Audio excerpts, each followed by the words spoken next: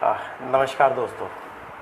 आज बहुत दिन के बाद मिलना हुआ है, तो सबसे पहले मेरे सभी आयुर्वेदिक दोस्तों का या जितने भी मित्र दोस्त हैं सभी लोगों को मेरा आयुर्वेदिक नमस्कार।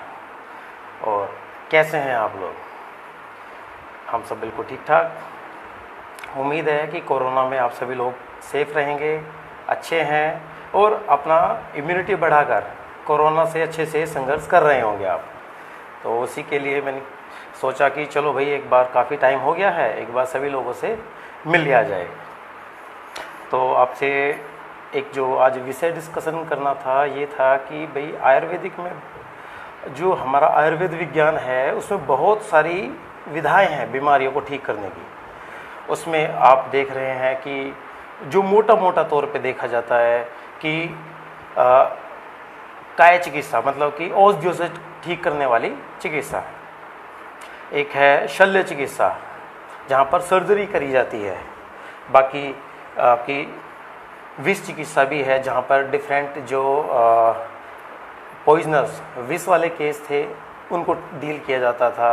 आपकी फिर बच्चों के लिए अलग से डिपार्टमेंट हुआ करता था। बिल्कुल ये सब ऐसा सब कुछ पहले से ही नियमित है, यहाँ पर कोई नई चीज़ नहीं है। हमारे सारे आयुर्वेद हमारा उस समय पर इतना उन्नत था कि सारे डिपार्टमेंट्स अलग चलते थे, सभी लोग डिपार्टमेंट अनुसार स्पेशलिटी रखते थे। फिर समय बदला थोड़ा सा, फिर काफ़ी परिवर्तन इस भारत में आए। काफ़ी आप सभी लोग जानते हैं काफ़ी दूसरे आक्रमणकर्ताओं का संघर्ष इस भारत ने झेला। तो जो हमारी विद्याएं थी, तो जो हमारी चिकित्सा शास्त्र था, हमारे जो जैसे हम कह सकते हैं इंडियन हेल्थ केयर सिस्टम, उसको भी काफ़ी नुकसान हुआ था। तो अभी काफ़ी प्रयास करे जा रहे हैं कि भाई उन लोगों को, उन सब विद्याओं को पुनर्जीवित किया जाए। काफ़ी जीवित हो चुकी हैं, प्रयास चल रहे हैं, उनको आज के ज़माने के हिसाब से उनको रूप दिया जा रहा है ताकि उन सब लोगों को वैज्ञानिक तरीके से, जो आज का विज्ञान है, जिसको आज का विज्ञान मानता है, उसको वैज्ञानिक तरीके से उसको दर्शाया जाए। तो काफ़ी प्रयास करे जा रहे हैं। और आप सब जानते भी होंगे कि आयुर्वेद का भारत के अलावा विदेशों में भी काफ़ी प्रचार है। और ये तो अभी आप सब लोगों के सामने ही है कि इस कोरोना के काल में तो आयुर्वेद को ही इतना बढ़ावा दिया गया है। हमारे माननीय प्रधानमंत्री जी भी बोल रहे हैं बार बार कि भाई औषधि पूरे वर्ल्ड में नहीं है, ये सब लोग जानते हैं। तो उन्होंने, प्रधानमंत्री जी ने बोला है कि भाई आयुर्वेद का जो आयुष डिपार्टमेंट है उन्होंने कुछ चीज़ें बनाई हैं, उनको प्रयोग करा जाए। तो इसका मतलब आप समझ सकते हैं कि इस कोरोना महामारी में आयुर्वेद एक बहुत बड़ी महत्वपूर्ण भूमिका निभा रहा है। तो ये तो एक छोटा सा एक विषय था जिसके ऊपर हमने डिस्कशन किया है। तो जो आज का जो हमारा मुख्य विषय है कि आयुर्वेद में जो शल्य डिपार्टमेंट, सर्जरी वाला डिपार्टमेंट था, वो कितना उन्नत था। तो उसमें हमने देखने में आ रहा है, समझ रहे हैं काफ़ी। तो हमें पता लगा कि भाई आयुर्वेद में सर्जरी डिपार्टमेंट, पहले ज़माने में सुनते थे कि भाई बहुत सारे युद्ध हुआ करते थे, बहुत सारे चोटें लगा करती थी, इंजरी हुआ करती थी, तो उनका उपचार कैसे रहा होगा। बहुत सारे युद्धों का वर्णन हमने अपने शास्त्रों में सुना है। तो उस ज़माने में तो ये नहीं था। आयुर्वेद ही एक संपन्न विज्ञान था। और आयुर्वेद संपन्न विज्ञान होते हुए जो आयुर्वेद का शल्य था, शल्य विज्ञान, सर्जरी वाला डिपार्टमेंट, वो उस मौके पर वो मोर्चा संभालता था। तो ये सब चल रहा था। तो अभी जो है कि भाई उस शल्य विज्ञान के अंदर क्या था जो उस युद्ध के क्षेत्र में मोर्चा संभालता था। तो जो हमारी जो चिकित्सा हुआ करती थी, शल्य चिकित्सा के अंदर थी हमारी एक रक्त मोक्षण चिकित्सा, जहाँ पर विभिन्न व्याधियों में आतिक इमरजेंसी कंडीशन में भी रक्त को निकालकर चिकित्सा करना। फिर अग्निकर्म चिकित्सा, जहाँ पर एक पर्टिकुलर स्थान पर दहन किया जाता, मतलब कि देसी भाषा में बोले तो जलाया जाता था, साइंटिफिक भाषा में बोले तो कोटरी का। तो ये सब चीज़ें चला करती थी। शस्त्र हो गया। फिर क्षार कर्म, आपने अक्सर देखा होगा कि भाई कहीं पे जाते हैं, कुछ स्किन पे मस्से वगैरह होते हैं, कुछ गांठें होती हैं, और कहीं हम जाते हैं और वो कुछ एक लेप सा लगा दिया करते थे। तो वो लेप लगने के बावजूद बस कुछ ही दिनों में वो फिर धीरे धीरे वो जो भी गांठ थी या जो कुछ भी होता था वो धीरे धीरे सब खत्म हो जाया करता था और स्किन नॉर्मल हो जाया करती थी। तो ये एक था कि भाई हाँ, शस्त्र क्षार हो गया, अग्नि हो गया, जो रक्त मोक्षण। तो अब हमारे ही शास्त्रों में आप एक है मर्म चिकित्सा है, जहाँ पर शरीर में स्थित बहुत सारे ऐसे पॉइंट बताए गए हैं कि उन पॉइंटों को दबाकर उनको ठीक तरीके से मैनेज करके हम बहुत सारी व्याधियों को ठीक कर सकते हैं। अब आज के ज़माने में कुछ लोग अलग अलग विद्याएं चल गई हैं, एक्यूप्रेशर, एक्यूपंक्चर, ये सब चला करता है, परंतु उस ज़माने में मर्म चिकित्सा थी। ऐसा नहीं है कि वो बिल्कुल डिक्टो वही चल रहा है, परंतु हाँ था, सब कुछ था। तो आज जो हमारा विषय है हमारा रक्त मोक्षण। रक्त मोक्षण को देसी भाषा में कहें, शरीर से दूषित रक्त का मोक्षण, दूषित रक्त को एक विशेष स्थान से निकालना। ये सबको समझ में आ गया कि हाँ रक्त मोक्षण चिकित्सा है। आपने सुना होगा कि कोई कोई कहीं कहीं पे होते हैं ना कि किसी बीमारियों में कि हाँ वो है कि वो नसें खोलते हैं, नस खोल के इलाज करते हैं, पैरालिसिस का या कुछ और अन्य बीमारियों का नस खोल के इलाज करते हैं। तो ये ऐसा बोल सकते हैं कि हाँ नस खोलना इलाज था देसी भाषा में, परंतु इसको सिरा मोक्षण, दूषित सिराओं से रक्त को निकालना। तो अब ये रक्त मोक्षण है क्या? रक्त मोक्षण हमने समझा कि शरीर से दूषित रक्त को निकालना बीमारी को ठीक करने के लिए। अब ये था कि भाई इसकी विधियाँ क्या थी? विधियाँ थी इसमें जो हमारे मुख्यतः जो विधियाँ मेंशन करी गई है हमारे आयुर्वेद शास्त्रों में, वो यही थी कि जो 4 विधियाँ थी, सबसे पहला था प्रच्छन, जिसको देसी भाषा में पाचना या अंग्रेजी भाषा में कट लगाना। तो एक विशेष स्थान पर एक छोटे छोटे कट लगा दिया करते थे। ये स्थान जो वैद्यों के द्वारा नियत किया जाता था कि हाँ इस स्थान पर हमने अगर जो कट लगाकर कुछ ब्लड निकाला तो वहाँ पर से ब्लड निकलेगा और व्याधि का शमन, व्याधि ठीक होगी। तो ये था, इसको बोलते हैं प्रच्छन करना। उसके तरीके होते हैं कि भाई किस डायरेक्शन में लगाना है, कितनी दूरी पे लगाना है, कितना गहरा लगाना है, कितना लंबा लगाना है, ये अलग अलग चीज़ें, कई सारी चीज़ें होती हैं। फिर उसके बाद में पहला ये था जो विधि थी कट लगाना साधारण, ये था प्रच्छन। दूसरा था अलाबू। अलाबू एक पुराने ज़माने में क्या था ना, आपने देखा होगा कि आते थे, गांव आते थे, सींग ही लगाया करते थे। तो मतलब वहाँ पर जैसे गाय बैल के सींग हुआ करते थे, कट लगा के उस दूषित स्थान पर कट लगाकर और ब्लड निकालते थे। ज़्यादातर जो हमारे बुजुर्ग हैं, आपने सुना होगा दूर दराज के क्षेत्रों में वो ज़्यादातर जॉइंट्स के डिसऑर्डर में उस चीज़ को प्रयोग करते थे। तो ये ऐसा चलता है सारा के साथ, तो इसको बोलते हैं अलाबू।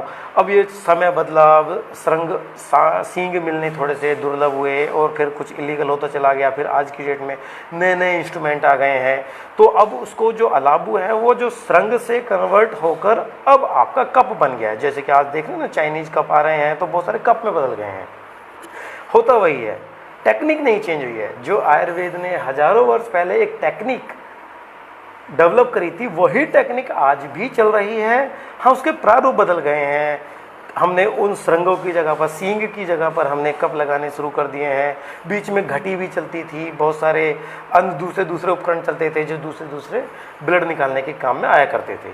तो ये है कप लगाना। जैसे आजकल आप देख रहे हो ना, कुछ आपने देखा होगा किसी की पीठ में बहुत सारे कप लगे हुए हैं या फिर कहीं पे ब्लड निकालना, ये वही कपिंग थेरेपी है। तो आजकल कप चाइना से आ रहे हैं बन के ज़्यादातर, तो इसलिए सब लोगों को ऐसा संदेह होने लगा था कि शायद ये कोई चाइनीज़ थेरेपी है। परंतु आपको जानकर ये होगा, हर्ष होगा कि ये कोई चाइनीज़ थेरेपी नहीं है, इंस्ट्रूमेंट चाइनीज़ आ गए हैं। जैसे कि अब ऐसा नहीं है कि हमारे इंडिया में कोई मैन्युफैक्चरिंग नहीं हो रहा है, हो रहे हैं, पर ज़्यादातर इंस्ट्रूमेंट वहाँ से आ रहे हैं, तो ऐसा लगता है कि ये चाइनीज़ थेरेपी है, परंतु चाइनीज़ थेरेपी नहीं है, इंडिया की थेरेपी है। तो पहला हो गया प्रच्छन, कट लगाकर निकालना। दूसरा हो गया है कपिंग, दूषित स्थान से कप लगाकर ब्लड निकालना। तीसरा है श्रामोक्षण, दूषित रक्त को निकालना श्राव के माध्यम से। आप देखते हैं ना, यहाँ पे बहुत सारी हमारी नसें होती हैं, कुछ नीली नसें होती हैं जिनमें दूषित रक्त बहता है, अंदर में लाल नसें होती हैं जो वेसल्स बोलते हैं, जिनको हम आर्टरीज बोलते हैं, उनमें शुद्ध रक्त बहता है। ऐसा तो हम क्या करते हैं कि नसों को, पर्टिकुलर स्थान पर नसों को खोलना, ताकि वहाँ पर उस स्थान से जो लिंक्ड व्याधि है, बीमारी है, उस रक्त के निकलने पर उस व्याधि का भी शमन हो जाए। तो ये नस खोलना है। इसकी मात्रा भी होती है कि ऐसा नहीं है कि भाई नस खोल दी तो वो बंद नहीं होगा या फिर बहुत सारा खून निकल जाएगा, ऐसा कुछ नहीं है।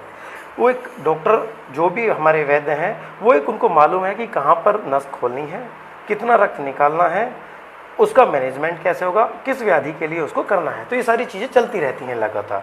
तो इसमें जो नस खोलने वाला है, ये हम दूर दराज के क्षेत्रों में भी देख रहे हैं कि जो वैद्य डिग्री वाले वैद्य तो नहीं है, परंतु वो खानदानी है या उनका अभ्यास है, तो वो भी इस काम को जहाँ तहाँ कर रहे हैं। खैर हालांकि आज तक कम हो गए हैं, परंतु अभी भी कर रहे हैं।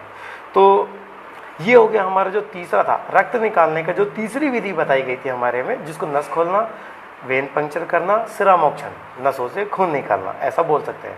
चौथी विधि है हमारी, आपने देखा होगा एक जो कीड़े जैसा होता है जिसको लीच बोलते हैं, जोंक बोलते हैं देसी भाषा में, तो वो पानी में रहने वाला है, उसको दूसरे स्थान पर उसको लगा दिया जाता था और वहाँ से उसकी जो कैपेसिटी होती है लीच की, वो ब्लड निकाल देता था और वहाँ से व्याधि का दूषित रक्त निकल जाता था, तो इससे बीमारी में आराम पड़ता था। अभी क्या है ना, जो हमारे वैद्यगण हैं, वैद्य मित्र हैं, वो सब जानते हैं कि ये लीच कहाँ पर लगेगी, जोंक कहाँ पर लगेगी और कितना रक्त निकालना है। परंतु क्या होता है ना, आम धारणा कई बार ये होती है कि भाई हमने देखा है कि कहीं पे जोंक लग गई है, छूट नहीं रही है। हमने गाँव में देखा है जब जानवरों के साथ रहते थे, या फिर कभी तालाबों में हमने देखा है कि ऐसा लगता था कि भाई जोंक लग जाएगी तो ये छोड़ेगी नहीं, सारा खून पी जाएगी, इसको खींचते चले जाओ तो बहुत लंबी हो जाती है। ये सब चीज़ें एक अलग है, क्योंकि उस वक्त आपने इसको चिकित्सा के नज़रिए से नहीं देखा था। उस वक्त आप इसको एक मात्र कीड़ा समझ के और उससे जान बचाने के लिए कोशिश करते थे। तो आपको ये संदेह थोड़ा सा दूर करने के लिए हम बता देते हैं कि ये जो जोंक है या लीच एक अमूमन लीच 3 से 5 ml ब्लड पीती है बस। अच्छा, उसकी ब्लड पीने की कैपेसिटी बहुत स्लो है, तो इसलिए वो आधा घंटा, 15 मिनट, आधा घंटा, 45 मिनट तक जाती है, वो कभी कभी 1 घंटे तक लगी रहती है। वो उसकी कैपेसिटी है। उसी को ही हम लोग सोचते थे कि भाई जोंक लग गई, छोड़ेगी नहीं, खून पीती चली जाएगी। ऐसा नहीं है। हम अगर जो लीच लगाकर छोड़ देंगे, उसकी कैपेसिटी 5 ml से लेके 3 ml से लेके 5 ml है, और वो पेट भरने पर स्वतः ही अपने आप छोड़ देती है, तो घबराने वाली बात नहीं है। अच्छा, ये था कि भाई इस बाकी तो सब चीज़ें चलो, परीक्षण हुआ, कट लगा के करना है, नस खोलना है, तो और तीसरा ये होगा कि भाई आपको कप लगा के करना है। तो हमने इस कीड़े को या फिर इस जोंक को, इस लीच को हमने चिकित्सा के रूप में क्यों लिया? ऐसी क्या खासियत है इसमें? इसमें खासियत ये है कि आपने देखा होगा कि जो हार्ट के पेशेंट होते हैं उनको एक खून पतला करने वाली औषधि चलाई जाती है अक्सर। तो एक्चुअल में ये जो जोंक है, जोंक का जो सलाइवा है, जो लार है, उसके अंदर एक तत्व पाया जाता है जिसका नाम है हिरुडिन। और उस हिरुडिन के अंदर भी वही गुण है जो हार्ट के पेशेंटों को जो गोलियां दी जाती हैं खून पतला करने वाली, जो गुण उसमें होते हैं वही गुण इसमें है, परंतु ये नेचुरल मात्रा में है। तो जैसे ही हम लीच लगाते हैं किसी एक पर्टिकुलर स्थान पर, तो ये खून चूसने के अलावा ये वहाँ पर अपना जो सलाइवा है उसको इंजेक्ट भी करती है। तो जैसे ही वो सलाइवा अंदर जाएगा तो वहाँ पर वो खून को जमने नहीं देता है, खून जमेगा नहीं, तो उसके बाद में फिर अपना वो धीरे धीरे रक्तस्राव होता रहेगा। तो इस कैरज जितनी भी आसपास में जितनी भी नसें ब्लॉक हैं, जो छोटे छोटे क्लॉटिंग हो गई है किसी वजह से, तो वहाँ पर क्या होता है कि सारा का सारा जो भी ब्लड जमा हुआ है, तो वहाँ पर ये केमिकल अंदर जाता है, केमिकल उनको ब्रेक डाउन कर देता है, थोड़ा थोड़ा ब्रेक डाउन हो गया, तो वहाँ पे वो जो जमा हुआ रक्त है या दूषित रक्त है, जो गाढ़ा रक्त हो गया है, तो वहाँ पर वो पतला हो जाता है। पतला हो जाता है तो वो बाहर की तरफ आसानी से निकल आता है। तो अक्सर देखो, एक अगर जो हम खाली एक बीमारी को पकड़ें, जैसे कि अगर जो हम आजकल जो साधारणतः कॉमनली हमें मिल रही है, ये है वेरिकोज वेन। तो वेरिकोज वेन में अक्सर क्या होता है कि आपने देखा होगा कि ये ज़्यादातर पैरों से शुरू होती है। तो उसमें आपने देखा होगा कि नसें फूल जाती हैं, नसें फूल जाती हैं। तो अब हमने पढ़ा कि भाई इसमें क्या होता है, उसमें पढ़ने में आया कि जी ये तो जो हमारी जो नसों के जो वाल्व है, नसों का मतलब वेंस, सिरा से है हमारा, तो जो नसों के वाल्व हैं वो कुछ इस तरीके से होते हैं, पाइप उसके अंदर लगे हुए जो पाइप है, नस वाला जो पाइप है, ऐसे होते हैं। तो नीचे से जो फ्लो होता है तो ये ऐसे खुल जाते हैं, और जब ऊपर से वापस ब्लड आता है तो ये बंद हो जाते हैं, तो वो ब्लड वापस नहीं आ पाता है। तो ऐसे भगवान ने हमारे नीच के पैर के तलवे से लेके जांघ तक ऐसे कई वाल्व लगाए हैं। तो क्या होता है कि कुछ हमारे बीमारियों की वजह से, कुछ हमारे लाइफस्टाइल की वजह से, कई सारी चीज़ें गड़बड़ होने की वजह से तो ये वाल्व कमज़ोर पड़ जाते हैं। तो क्या होता है ना कि जो जैसे कि जब खुलता है, नीचे के प्रेशर जब जाता है हार्ट की तरफ जाता है दूसरी तरफ, तो ये खुल जाते हैं, परंतु जो वापस आने से रोकने के लिए जो वाल्व हुआ करते थे, ये वाल्व पूरे तरीके से बंद ना होकर ये इतने बंद होते हैं। तो क्या होता है, थोड़ा सा ब्लड नीचे होता है तो उसका क्या होता है कि वो प्रेशर नीचे बनना शुरू हो जाता है। तो उसमें ये होता है कि जो वेरिकोज वेन में क्या होता है कि जो वाल्व थोड़े से फेल हुए, लीकेज होना शुरू होता है, तो नीचे जो नसें हैं वो फूलने शुरू हो जाती हैं, वहाँ पे कलेक्शन ज़्यादा हो जाता है। तो आपने देखा होगा कि सारी नसें मोटी होती चली जाएंगी, मोटी होती चली जाएंगी, तो अब वो बाहर, पहले तो वो दिखती नहीं है, परंतु वो फिर बाहर दिखना शुरू होती है। हालांकि 2, 4, 6 महीने तक वो सिर्फ नसें मोटी दिखती हैं, किसी को कोई परेशानी नहीं होती है। तो उसमें क्या होता है कि कोई परेशानी नहीं होती है वेरिकोज वेन में, तो बस सब लोग साधारण चलते हैं कि ठीक है भाई, नस फूल रही होगी, कोई दिक्कत नहीं है, सब चीज़ें साधारण है, ना तो कोई दर्द है, ना चलने में, सारी चीज़ें चलती रहती है। परंतु एक स्थिति होती है, एक समय होता है कि जहाँ पर आपका एक हर चीज़ की कैपेसिटी बनाई है भगवान ने, तो एक नसें एक कैपेसिटी तक तो झेलती रहती है। उसके बाद में क्या होता है कि जो ब्लड है वो वहाँ इकट्ठा हो गया है काफ़ी लंबे समय से, तो अब फ्लो में नहीं होने की वजह से तो वो ब्लड गाढ़ा हो जाता है। गाढ़ा होने की वजह से अब वो वहाँ पर इन्फेक्शन पैदा कर देता है।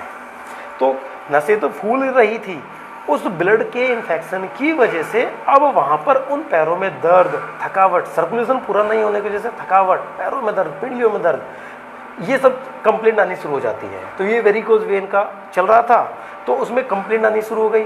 तो सबसे पहले नसें फूलेंगी, जितने भी इससे ग्रसित पेशेंट है 1 साल के बाद में उनको थकावट होना शुरू हो जाएगी, हल्का हल्का दर्द बनना शुरू हो जाएगा। फिर भी ये था कि भाई चलो ठीक है, ये सब चीज़ें, तो उसमें क्या होता है कि फिर अब वहाँ पर काले काले धब्बे आने शुरू हो जाते हैं। अच्छा, उस धब्बे आने का कारण क्या होता है कि बहुत लंबे समय तक किसी भी पाइप में जब ब्लड रुका रह जाता है, तो जो हीमोग्लोबिन है हमारा, वो हीमोग्लोबिन फिल्टर होना शुरू हो जाता है सर्कुलेशन में नहीं होने की वजह से। तो जैसे कि ये कोई पाइप है, ये पाइप है, मानो कि इस पाइप के अंदर ब्लड बह रहा है, बिल्कुल फ्लो से बह रहा है, जैसे ये पाइप है, इसके अंदर पाइप बह रहा है, परंतु वो ब्लड का फ्लो उतना अच्छा नहीं है किसी रुकावट की वजह से, वाल्व फेल होने की वजह से, तो वो इधर दाएं बाएं से हीमोग्लोबिन निकलना शुरू हो जाता है। वो हीमोग्लोबिन वहाँ से निकल के स्किन के नीचे इकट्ठा होना शुरू हो जाता है। स्किन के नीचे इकट्ठा होने से क्या होता है, वहाँ पर कालापन आना शुरू हो जाता है। पहले लालपन, हल्का सा लालपन आएगा, थोड़ा सा गहरा लालपन रहेगा, गहरे लालपन के बाद में फिर वहाँ पे कालापन आ जाएगा। कालापन आने की वजह से फिर वहाँ पे धीरे धीरे सेंसेशन में गड़बड़ होना शुरू हो जाएगा। फिर उसके बाद में अगर वहाँ पर गलती से चोट लग गई या अपने आप किसी भी वजह से जख्म बन गया, तो वो बड़ा मुश्किल हो जाता है संभालना। उसमें अब क्या होता है कि ज़्यादातर कोशिश करी जाती है, खून पतला करने वाली दवाई दी जाती हैं। तो अक्सर जो जख्म, अगर तो बाई चांस वेरिकोज वेन में स्टेज बढ़ते बढ़ते अगर जो जख्म हो जाए, तो उस कंडीशन में ये होता है कि अब जब आपकी सारी नसें ब्लॉक हैं, आपने कोई भी दवाई खाई, दवाई पेट में गई, वो पची, एक्चुअल में वो आपके खून में मिलती है, खून में मिलेगी तो पूरे बॉडी के सर्कुलेशन में बहेगी, उस बहती हुई वो उस स्थान पर जाने की कोशिश करेगी, परंतु वहाँ पर पहले से ही ब्लॉकेज है, तो वहाँ पर वो औषधि नहीं पहुँच पाती। तो इसलिए वेरिकोज के जितने भी जख्म हैं वो लंबे खींचते हैं, बहुत लंबे लंबे जाते हैं वो, तो उनमें आसानी से उनको ठीक करना बहुत आसान नहीं है उतना काम। इसमें अच्छा सर्जरी वगैरह को भी लेके काफ़ी हद तक उतने वो नहीं है कि भाई बहुत अच्छे परिणाम आते हैं इस जख्म को लेकर। कुछ लोगों ने उन जख्म को लेकर फिर स्किन ग्राफ्टिंग करी है, तो वहाँ पर भी बहुत अच्छे परिणाम है। उन सब का कारण ये है कि ब्लड का सर्कुलेशन अच्छे से नहीं हुआ है। तो अब बात आती है कि भाई अगर जो जस्ट वेरिकोज वेन व्याधि है तो उसमें क्या क्या उपचार हो सकते हैं। तो सबसे पहला जो उपचार होता है, कहीं पर भी एलोपैथिक हो, आयुर्वेद, जो भी जितनी भी व्याधियां हैं, तो उसमें क्या होता है कि सबसे पहले औषधि वाली चिकित्सा चली जाती है। कोई भी जो होते हैं वो सब औषधि वाली चिकित्सा देते हैं। तो उसमें कोशिश करते हैं कि भाई नसें खून पतला करने वाली, जख्म को ठीक, वो क्या नाम है, इन्फेक्शन को ठीक करने वाली कुछ औषधियाँ चलाए ताकि सर्कुलेशन इंप्रूव हो जाए। ऐसा कोशिश करी जाती है, काफ़ी लोगों का हो भी जाता है, परंतु कुछ केस में क्या होता है कि नहीं हो पाता है। तो उस कंडीशन में फिर एलोपैथिक और आयुर्वेदिक दो ऑप्शन आज की डेट में हमारे सामने मुख्यतः निकल के आए हैं।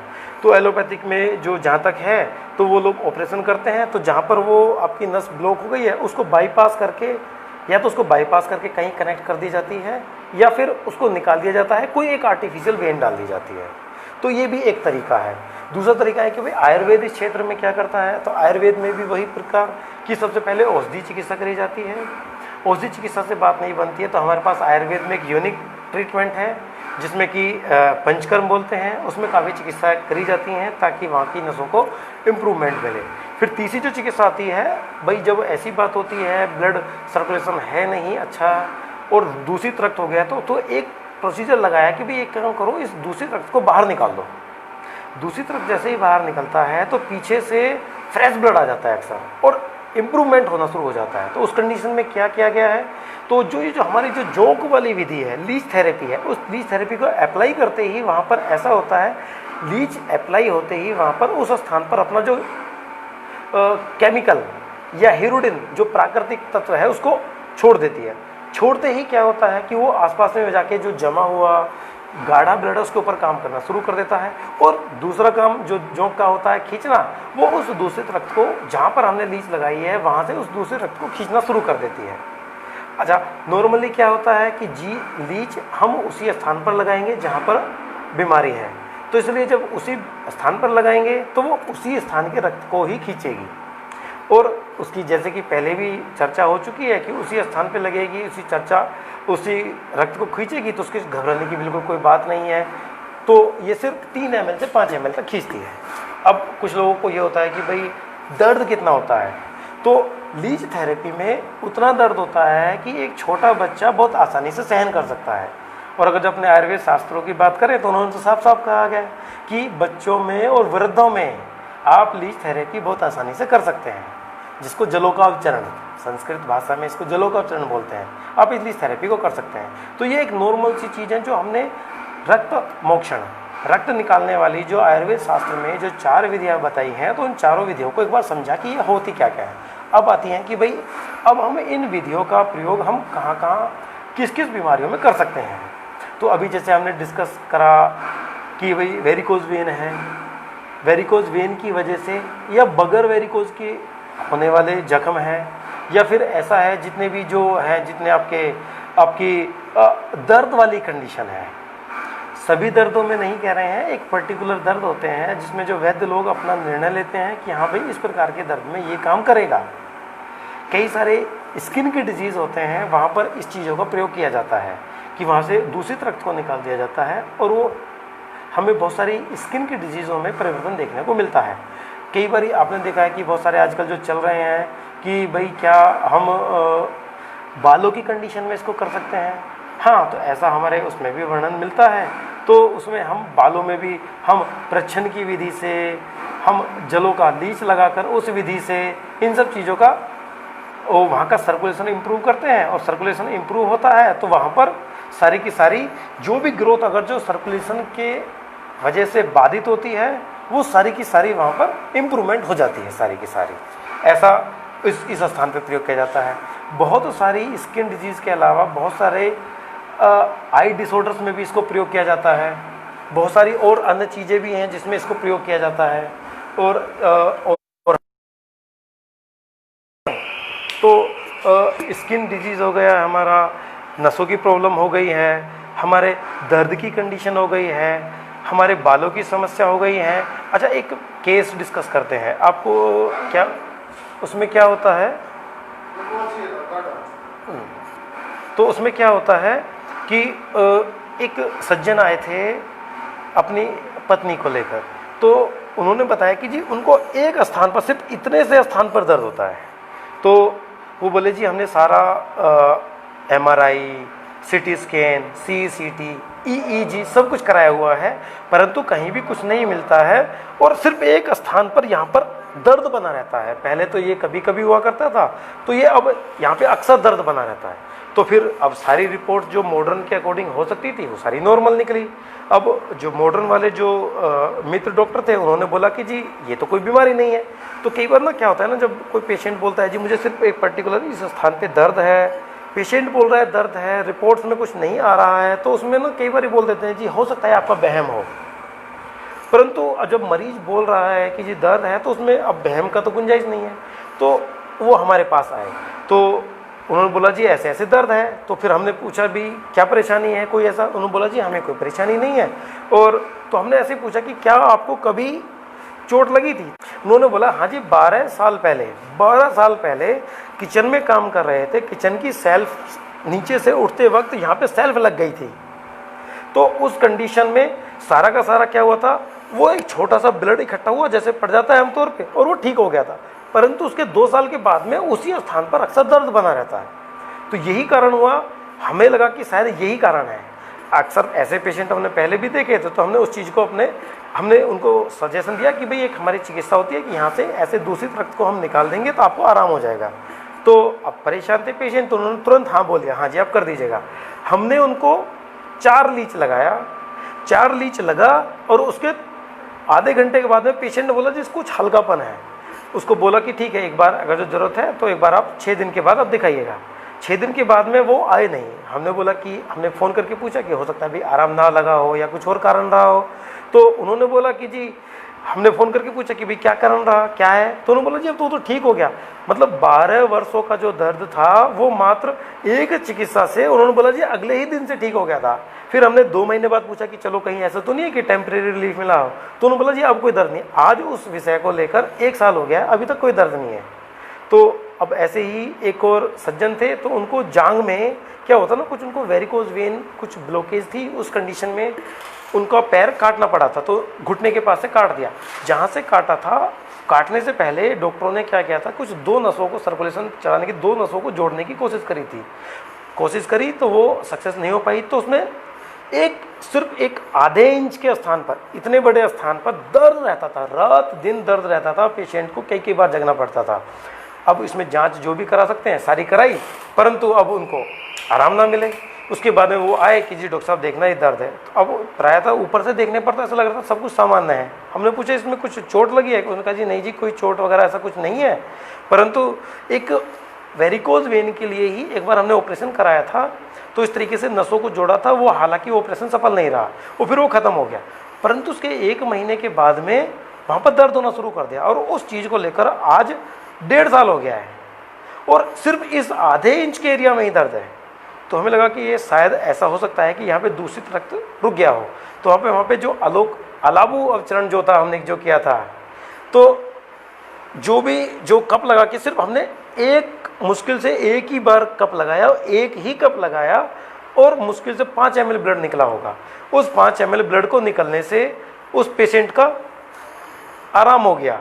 मतलब उसको फिर हमने 2 महीने बाद पूछा तब भी आराम है, 4 महीने बाद पूछा तब भी आराम है। एक ये मतलब इस प्रकार का जो पेन जो अनस्पेसिफाइड हो, जिसका कोई पर्टिकुलर कोई रीजन नहीं मिल रहा हो और पर्टिकुलर स्थान क्लियर है, वो ये हो सकता है, ये हो सकता है, कहीं भी हो सकता है, वहाँ पर हमने जब रक्त मोक्षण चिकित्सा करी तो उसमें काफ़ी तक आराम मिला। तो अब ये कि भाई बहुत सारी चिकित्साएँ हैं। अब एक बार डिस्कस कर लेते हैं कि भाई क्या जो हम सब लोग ठीक है, हम करा रहे हैं, सारी चिकित्साएं करा रहे हैं, तो क्या ये सक्सेसफुल है कि नहीं है? तो एक बार चलो पहले हम जो डिस्कस करते हैं हेयर फॉल के लिए लगातार हमारे पास पेशेंट आते हैं, कॉल आती रहती हैं जी क्या ये लीच थेरेपी जो है हेयर फॉल में सक्सेसफुल है कि नहीं। तो उसमें जो हम बताना चाहेंगे कि हर केस में लीच थेरेपी सक्सेस नहीं होती है कभी भी। बहुत सारे फैक्टर होते हैं, उनके जेनेटिक फैक्टर होते हैं, उनके अन्य कोई बीमारियां होती है, बहुत सारे कारण होते हैं, उनकी एज फैक्टर होता है। अब ऐसा थोड़ी ना है कि कोई भी 60 साल की उम्र में कोई बुजुर्ग आए कि जी हमें लीच लगा दो, हमें ठीक हो जाएंगे, ऐसा नहीं है। पर हाँ, जो हमारे अनुभव के अनुसार पर हमने देखा है कि जो 35 साल की उम्र तक के लोग हैं, उनके अगर जो उनका कोई स्पेसिफिक कारण नहीं मिल रहा है कि भाई जेनेटिक भी नहीं है, कोई पुरानी बीमारियाँ का कोई कारण नहीं है और एज फैक्टर भी नहीं मिल रहा है, तो उस कंडीशन में हम उसका अप्लाई करते हैं तो उसमें परिणाम मिलते हैं। तो परिणाम कितने परसेंट, अमूमन ऐसा बोल सकते हैं कि लगभग ज़्यादा से ज़्यादा जो पर्टिकुलर केस लेते हैं उसमें 50 से 60% तक आराम मिलता है। अब आराम किस रूप में होता है कि क्या हमारे बाल गिरने बंद हो जाते हैं? यस, हमारे बाल गिरने बंद हो जाते हैं अगर जो सिर्फ सर्कुलेशन ही मैटर है। तो अगर तो कोई बीमारी है, कैंसर है या कोई और गंभीर बीमारी है, तो क्या, तो उस कंडीशन में भी सर्कुलेशन अगर जो मैटर है तो उसमें आराम पड़ता है। दूसरा विषय आता है कि क्या नए बाल आते हैं? हाँ आते हैं, परंतु सब केस में नहीं। जैसे हमने बोला कि केस को पर्टिकुलर स्थान पर ही लेना है, तो उस कंडीशन में तो अगर जो सर्कुलेशन इम्प्रूव हो जाता है तो उस कंडीशन में 60% तक रिकवरी होती है। छोटे छोटे बाल आते हैं, कुछ कंडीशंस में ऐसा देखने को मिला है कि बाल छोटे छोटे आ जाते हैं, परंतु जो एक ये है दूसरा फिर उसके बाद में आता है वेरिकोज वेन का, जैसे हमने डिस्कस करा था क्या सक्सेसफुल रेट कितना है। अच्छा, एक वेरिकोज वेन और लीच थेरेपी को लेकर एक डिस्कस कर लेते हैं। ऐसा माना जा रहा है, जैसे कि हम देख रहे हैं कि लोगों का आयुर्वेद की तरफ रुझान बढ़ रहा है, तो ऐसा लग रहा है कि उनको क्या हम आयुर्वेद से वेरिकोज वेन को ठीक कर लेंगे। तो जो एक अनुभव सिद्ध है कि जो वेरिकोज वेन बहुत बड़े हो चुके हैं या फिर वो बहुत पुराने हैं या बहुत अधिक लंबे केस हो चुके हैं, तो उस कंडीशन में क्या हम ठीक कर पाएंगे उनको। तो जो फ्रेश केस होते हैं हमेशा वेरिकोज वेन के, उनमें अच्छे परिणाम हैं, ठीक भी होते हैं, परंतु जो 10 साल 20 साल 5 साल पुराने केस हैं, उन कंडीशन में क्या आप उसको वेरिकोज वेन को ठीक कर पाएंगे। तो ऐसा हमारे अनुभव में नहीं मिला है कि हम जो वेरिकोज वेन में जो स्ट्रक्चर खराब हो गई है, क्या उसको ठीक कर पाएंगे। पुराने केस में ऐसा अक्सर हमारे अनुभव में नहीं मिला है। तो उसमें तो फिर हम ये कि भाई हम कर क्या सकते हैं, उसमें हम कर सकते हैं वेरिकोज वेन की स्थिति आगे भविष्य में ना बढ़े, उसको रोका जा सकता है बहुत आराम से। वेरिकोज वेन आपको, उस वेरिकोज वेन की वजह से जो भविष्य में होने वाली कॉम्प्लिकेशंस है, दर्द होना, स्किन का काला पड़ जाना, जख्म बनना, इन सब चीज़ों को बिल्कुल रोक लिया जाता है। इसका मतलब ये है कि वेरिकोज वेन का कोई पेशेंट अगर जो स्टार्टिंग में आ जाए आयुर्वेद में, तो उसको ठीक किया जा सकता है, और अगर जो लेट आ सकता है तो उसकी स्थिति को वहीं पर ही रोका जा सकता है, और वो अक्सर रुक भी जाती हैं। या फिर लीच की, उसकी वेरिकोज वेन की वजह से जो कॉम्प्लिकेशंस आ चुके हैं, उनको, दर्द को तो बहुत जल्दी ठीक कर लिया जाता है, डिस्कलेशन भी ठीक होता है। जख्म, वेरिकोज वेन की वजह से जो होने वाले जख्म, उसमें समय लगता है, परंतु ठीक होने के पूरे चांस होते हैं। तो ये है वेरिकोज वेन के अलावा। अब आती है आइज प्रॉब्लम। क्या आइज प्रॉब्लम में लीच थेरेपी कर सकते हैं? यस, आँखों की कई सारी समस्याएं हैं जिनमें हम इनको कर सकते हैं। आपने देखा होगा कुछ लोग बोलते हैं जी आँखों में भारीपन है, या फिर आंखें लाल रहती हैं, आंखों से ब्लड आता है, कुछ लोगों को बूंद बूंद आता है। आपने देखा होगा कुछ स्पॉट बन जाते हैं, जो हमारा जो वाइट वाला पार्ट है आंखों का, उसमें छोटे छोटे बिंदु बन जाते हैं। तो वहाँ पर उस कंडीशन में भी, या इंट्राओकुलर प्रेशर बहुत ज़्यादा होता है, देखने में दिक्कत होती है, या अंधता, कई बार ना कुछ लोगों को बहुत मंदा दिखना शुरू हो जाता है पित्त बढ़ने की वजह से। तो अगर जो पित्त की, रक्त दुष्टि की वजह से आँखों में कोई समस्या आई है, तो वहाँ पर लीच थेरेपी करते हैं तो उसके बहुत अच्छे परिणाम हैं। इसमें हम रक्त मोक्षण के लिए लीच थेरेपी भी कर सकते हैं, सिरा मोक्षण भी कर सकते हैं, तो उसमें अच्छा रिजल्ट मिलता है, जो भी रक्त और पित्त दुष्टि की वजह से होता है। रक्त पित्त दुष्टि को कैसे पहचानेंगे? पित्त दुष्टि तो आजकल सभी लोग जो पेशेंट हैं या जो भी है, वो आजकल नेट से पढ़ के उनको थोड़ा आइडिया आ जाता है, परंतु एक्चुअल में पित्त दुष्टि है या रक्त दुष्टि है, उसके लिए आपको वैद्य के पास जाना पड़ेगा, किसी भी आयुर्वेदिक चिकित्सक के पास जाना पड़ेगा। अब आपने देखा कि भाई स्किन की क्या परेशानी है। स्किन में आपने देखा कि लाल लाल चकत्ते हो जाते हैं, बहुत लंबे समय तक चलते हैं, तो वहाँ पर अगर जो लीच लगाते हैं, तो लीच उस स्थान पर, लोकल स्थान पर लीच लगती है, तो उसको तो ठीक कर देती है, परंतु उसको वो भविष्य में दोबारा ना हो, उसके लिए औषधि चिकित्सा करनी पड़ती है। आपने सोरियासिस के केस में देखा है, सोरियासिस एक्चुअल में पूरे सर्वांग में, पूरे शरीर में फैलने वाली बीमारी है। आपने देखा होगा लाल लाल से कुछ चकत्ते टाइप बन जाते हैं, उनके ऊपर में कुछ सफ़ेद सफ़ेद सा पाउडर है, ऐसा कुछ हटता रहता है, तो सोरियासिस है। तो सोरियासिस वाली कंडीशन में जो हमें देखने को मिला है, क्या अब सबसे पहला आता है कि भाई सोरियासिस की बीमारी में क्या हम रक्त निकाल कर बीमारी को ठीक कर सकते हैं? यस, रक्त निकाल कर बीमारी में बहुत अच्छे परिणाम दे सकते हैं। दूसरा होता है कि भाई कौन सी विधि को अपनाया जाए। अगर जो सोरियासिस किसी एक स्थान पर, दो स्थान पर, पर्टिकुलर लिमिटेड एरिया में है, तो वहाँ पर जलों का उपचारण करना उचित रहेगा। अगर जो पूरे शरीर में फैली हुई है, यहाँ वहाँ सब जगह होगी, तो वहाँ पर सिरा मोक्षण करना उचित रहेगा। अब आती है कि सिरा मोक्षण कहाँ से करें। तो जो एक हमने अनुभव में देखा है कि अगर जो सोरियासिस आपके पेट के ऊपर वाले हिस्से में है, तो आपने हाथों में से रक्त मोक्षण करना ज़्यादा उचित रहता है, और अगर जो नीचे वाले स्थान में है, पैरों में, तो वहाँ से पैरों से रक्त मोक्षण करना ज़्यादा उचित रहता है। तो इस प्रकार का एक अनुभव है हमारा। तो अब उसके बाद में आती है फिर वही, अब और क्या कंडीशन हमें इसको प्रयोग कर सकते हैं। हमने दर्द के बारे में डिस्कस, हाँ, एक आता है कि भाई क्या जोड़ों के दर्द में रक्त निकालना, लीच थेरेपी करना या कपिंग थेरेपी करना कारगर है? यस, कारगर है, परंतु हमें सावधानी रखनी होगी कि हर जगह पर नहीं है। जो जोड़ों के दर्द, जो जॉइंट्स पेन रक्त, वात, रक्त या पित्त की दुष्टि की वजह से होते हैं, उन सब में इसके बहुत सफल परिणाम हैं। जैसे कि गाउट वाली कंडीशन में आपने देखा है, वात रक्त उसको बोलते हैं, और मॉडर्न में उसको जब टेस्ट कराते हैं तो कई बार यूरिक एसिड बढ़ा होता है, तो उस कंडीशन में लीच थेरेपी या अन्य दूसरी जो विधि से रक्त मोक्षण करना सबसे उत्तम होता है, और परिणाम भी अच्छे आते हैं। अब आता है वात रक्त के अलावा क्या ओस्टियोआर्थराइटिस। ओस्टियोआर्थराइटिस में क्या हम लीच थेरेपी, कपिंग थेरेपी, श्रमोक्षण कर सकते हैं। तो जो हमने अपने अनुभव में देखा गया है, लीच थेरेपी वहाँ पर एज ए पेन किलर काम करती है। तो वो क्या है ना, रिपीट होता है दर्द। अकेले अगर जो हम लीच थेरेपी करेंगे तो वो पेन किलर का काम करेगी, पर कुछ समय के बाद वापस आता है। तो उसमें देखा गया है कि क्या हम दूसरी चिकित्सा क्या अप्लाई कर सकते हैं। उसमें कपिंग थेरेपी के परिणाम अच्छे हैं। लीच थेरेपी के मुकाबले कपिंग थेरेपी के परिणाम ऑस्टियोआर्थराइटिस में अच्छे मिले हैं। तो उसके अलावा ऑस्टियोआर्थराइटिस के अलावा एक है रोमेटॉइड आर्थराइटिस, जिसको लगभग असाध्य की कैटेगरी में लगभग कुछ समय के बाद में मान लिया जाता है, और इसको ठीक करना बहुत आसान काम भी नहीं होता है, रोमेटॉइड आर्थराइटिस। तो क्या हम उसमें कोई भी विधि से रक्तमोक्षण करेंगे तो हमें आराम मिलेगा? तो उसमें हमने जो देखा है कि किसी भी विधि से रक्तमोक्षण करने पर आराम नहीं मिलता है, या मिलता है तो बहुत शॉर्ट टर्म के लिए मिलता है इसमें। तो इसको हम जो आम बात की कंडीशन में अगर जो हम रक्तमोक्षण करते हैं तो बहुत अच्छे परिणाम नहीं है। इसके अलावा जो आपकी है कि भाई अब हमने जॉइंट्स के बारे में डिस्कस करा, हमने हेयर फॉल के बारे में डिस्कस करा, हमने स्किन डिजीज़ के बारे में डिस्कस करा, हमने एक जॉइंट से अलग पर्टिकुलर स्थान के उसमें डिस्कस करा, रक्तमोक्षण कर सकते हैं क्या और हाँ, अच्छा, हमारे उसमें देखा गया है कि बहुत सारे शास्त्रों में बताया गया कि बहुत सारे लीवर के डिसऑर्डर में, यकृत विकार में भी रक्तमोक्षण करने का निर्देश है कि अगर जो आपको यकृत का कोई विकार है, लीवर की कोई समस्या है, तो आप पर्टिकुलर स्थान से आप रक्तमोक्षण करके उसमें आराम दिला सकते हैं। आपकी स्प्लीन की कोई समस्या है तो आप पर्टिकुलर स्थान से रक्तमोक्षण करके आप उसमें दिला सकते हैं आराम। तो इस प्रकार का भी है।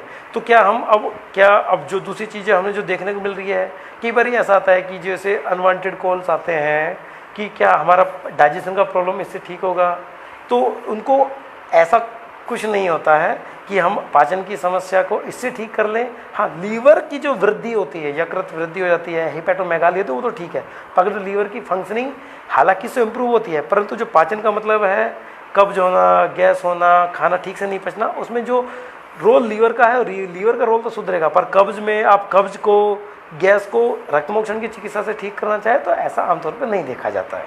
तो ये सब चीज़ें हैं, रक्तमोक्षण का एक बहुत बड़ा विज्ञान है। शास्त्रों में कहा गया है कि इन पर्टिकुलर एरिया में आप ज्वर में भी आप इसको कर सकते हैं, आप बहुत सारे साइकोलॉजिकल डिसऑर्डर्स में आप इसको कर सकते हैं। आप पुराने ज़माने में यहाँ पर से भी ब्लड निकाला जाता था, जहाँ पर पर्टिकुलर स्थान पर दर्द होता था। एक आता है माइग्रेन। क्या एक माइग्रेन ना कॉमन प्रॉब्लम हो गई है जो आजकल लेडीज़ों में अधिकतम मिल रही है हमें, तो क्या ये उससे ठीक हो सकती है क्या रक्तमोक्षण से? तो रक्तमोक्षण करने पर हमने देखा है कि बहुत अच्छा आराम मिलता है इसमें। जहाँ पर मरीजों को बहुत सारा परहेज, बहुत सारी औषधियाँ खाने के बावजूद भी आराम नहीं होता है, वहाँ पर सिर्फ मात्र रक्तमोक्षण करने से बहुत अच्छा आराम मिलता है। तो इसको हमें करा लेना चाहिए और ये बहुत अच्छा होता भी है। अब माइग्रेन को क्या हम पूरा ठीक कर सकते हैं?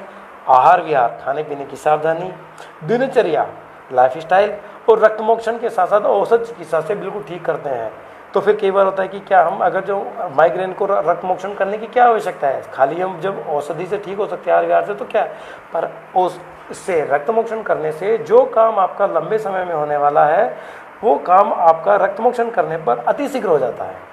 इसलिए इसको अतिशीघ्र वाली कंडीशन में भी, इमरजेंसी कंडीशन में भी हम इसको कर सकते हैं। और जैसे कि आपने देखा है कि जो कि भी आपने देखा सैटिका वाली कंडीशन, एक कंडीशन निकल के आ रही है कि भाई कमर में दर्द रहता है, नसों की समस्याएं होती हैं, सैटिका वाली कंडीशन है, नसें दब गई हैं, तो क्या उसमें परिणाम होते हैं? यस, बहुत अच्छे परिणाम है उसमें। जितनी भी न्यूरोलॉजिकल डिसऑर्डर्स हैं उनमें से जो सैटिका वाली कंडीशन में वहाँ पर पर्टिकुलर स्थान से दूषित रक्त निकाल दिया जाता है तो पेशेंट को अगले ही दिन से आराम मिलना शुरू हो जाता है। बाकी कुछ औषधियाँ चलाकर उसको आराम कर लिया जाता है। तो सैटिका वाली कंडीशन में भी ऐसा कर सकते हैं।